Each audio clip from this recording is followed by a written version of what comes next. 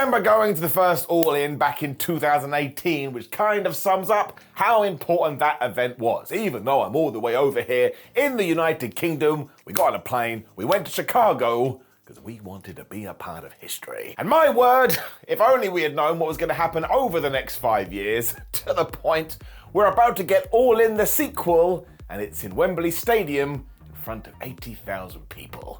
Oodalally. So let us get back in our time machine and go back to the first ever All In, because I am Simon from What Culture. Thank you for joining me. Please do subscribe. And yeah, here's 10 things you never knew about that pay-per-view. Number 10, only 12 current contracted talents worked All In. That's right, and back in 2018, I don't think anybody predicted where we would be in 2023. So if you want to say, oh my gosh, one day, I don't know, Taylor Swift is going to be in All Elite Wrestling, well, you may as well start manifesting it now. 43 wrestlers did appear on All In though, and the 12 that do remain are Scorpio Sky, MJF, Britt Baker, Madison Rayne, Jeff Jarrett, Hangman Adam Page, Penelope Ford, Jay Lethal, Kenny Omega, the Lucha Brothers, the Young Bucks, and Bandito. Oh, technically 14 if you want to separate the tag team. And of course it would be great if all of these individuals could turn up at the sequel.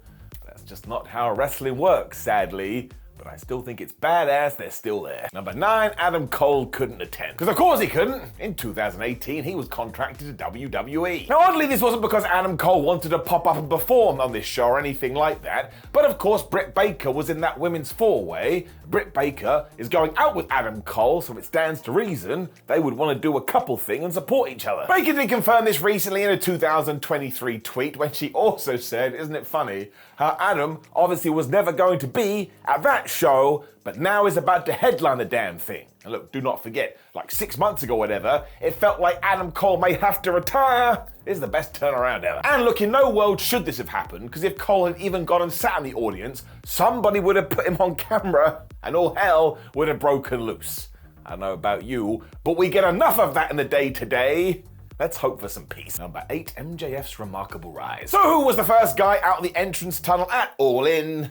That's right, it was Maxwell Jacob Friedman. But I would assume in many ways this is why we are going to do MJF and Adam Cole taking on Aussie Open on the pre-show for All In 2, because it's just like a little They're doing it again. They know. He's also going to main event the damn thing, so man, have we gone full circle here. You can't tell me otherwise anymore. This dude is a star. Maxwell also proved on this evening that he wasn't just a promo guy, which was a criticism that was thrown in his face, because he went in there with Matt Cross. They had a flubbing good match. He has never looked back ever since then, and I tell you, more power to MJF, and he's still gonna get higher and higher. Number 7, Flip Gordon did what MJF is about to do. What? I'll tell you. Because yeah, as we've already talked about, MJF is gonna pull double duty at All In 2023. Well, guess who did the same back in 2018? It was Flippers Gordon. Because he used the over-the-budget Battle Royal to surprise everyone and go, oh, it's me, and throw Bully Ray out there, which then meant he was going to go on to have another match against Jay Lethal for the Ring of Honor World Championship. Now, he didn't win that, but the truth is the truth. You have to imagine that once again that this is intentional, because we're trying to have a thread running between the two. And also there's more because, number 6, Flip kinda got MJF on the show. So this is where things will get a little bit nuts if you weren't following the story back in 2018.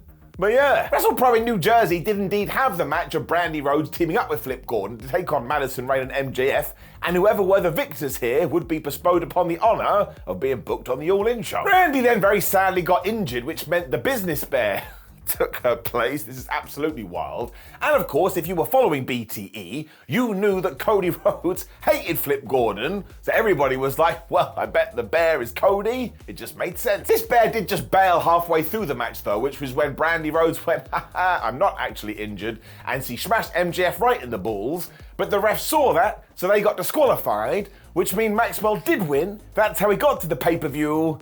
So you've seen how I've kind of tied this in, but not really. So does anybody else's brain hurt? Yes, mine does too, but again, this was very well done, and it's another reason why this show was so much fun, because we had fun with it. Number 5, Kenny Omega was announced really late. Because at the time, the Best Bout Machine was smashing it in New Japan, so everyone was like, well look, we need to wait until he gets back to the States, because if we announce something, and then he gets injured, well, we're totally screwed. This meant it wasn't until the August 12th BTE when we went dun dun la, Kenny Omega will be on the 1st of September pay-per-view.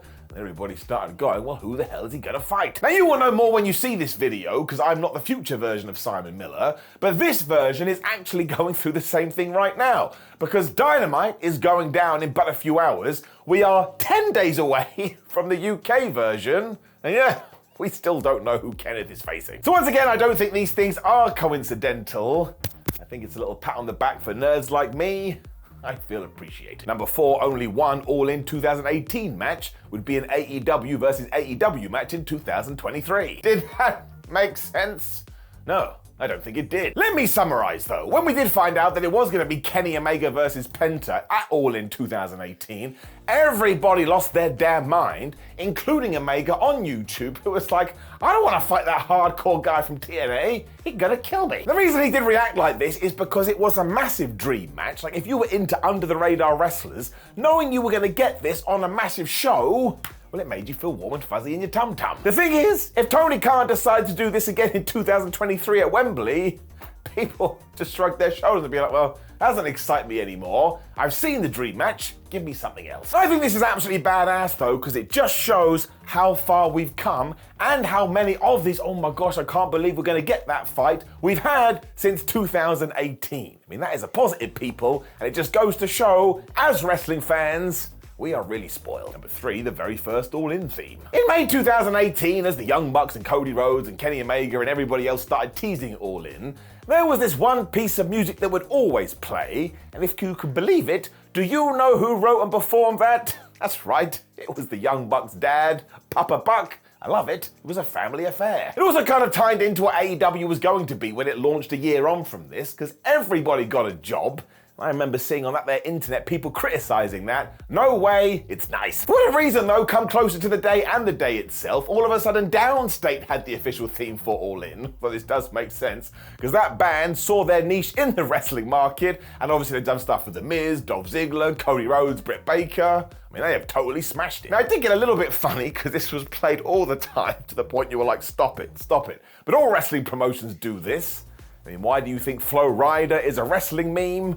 See WrestleMania. Number 2, the real story behind Chris Jericho's appearance. All In 2018 was the very first North American show that Chris Jericho had worked in almost 20 years that wasn't promoted by one Vince McMahon. I mean, that's amazing. The fact he was a surprise as well was a massive coup, because here you essentially had an indie show, that's what it was, and Chris Flubbing Jericho was here. I mean, it was borderline hilarious. We all remember that he pretended to be Penta as well so he could attack Kenny Omega after their match. And here's the spin for you. Almost didn't happen. Yep. Speaking on his podcast, Jericho revealed that there was a last-minute snafu, because of course he was going to wear Penta's gear, but the colors didn't match. So all of a sudden, everybody was running around saying, do you have a gold pen? Do you have some gold sticky tape? We've got to make this work. It doesn't sound like a big deal, but if you were going to do a swap angle where one Penta takes the place of the other Penta, well, you better look like the original Penta. Chris also went out of his way to say the Masked Man was so cool about this, because they were basically butchering a bunch of his wrestling gear, and he didn't care. Obviously, they did sort this out, and also don't forget that Jericho flew in from a Fozzy gig in order to be on this show. I mean, the whole thing is truly crazy. Number 1, what Cody did after. Because yeah, he was the brand new NWA champion, and then nobody really talks about it. And the match of the night with Nick Aldis was so damn good that when Rhodes did become the brand new title holder, the 12 pounds of gold felt like a legitimate title and one that we should be talking about more. I mean, I know it was legit back in the day, but in 2018, it needed a kick up the ass. As it turned out, we'd already built to a peak though, because after 50 days, Cody dropped back to Nick, which was always the plan. And look, this reign was the shortest in a decade. I think we mostly just did this for All In. And the truth is, there wasn't actually much more we could do, because these human beings were about to go in vastly different directions. We also didn't have one parent company in order to continue the program, so it petered out. But again, make sure you go back and watch that match at All In. It is really quite something. It's just a little bit of a shame, because maybe in a different universe, that belt could now mean something. I shouldn't have said that. That's a different video for a different day. Now, of course, please get in the comments and call me an idiot, because that's what we do here on YouTube. Before you like the video, share the video and subscribe. And there'll be a video somewhere on the screen. If you click it, you will get more wrestling information. My name is Simon for What Culture. Thank you very much for joining me as always. I appreciate you. We got a website, whatculture.com. We're on social media because it is 2023. If you do see this before All In 2023, shouldn't have said the year again, that was idiotic, but make sure you do enjoy it.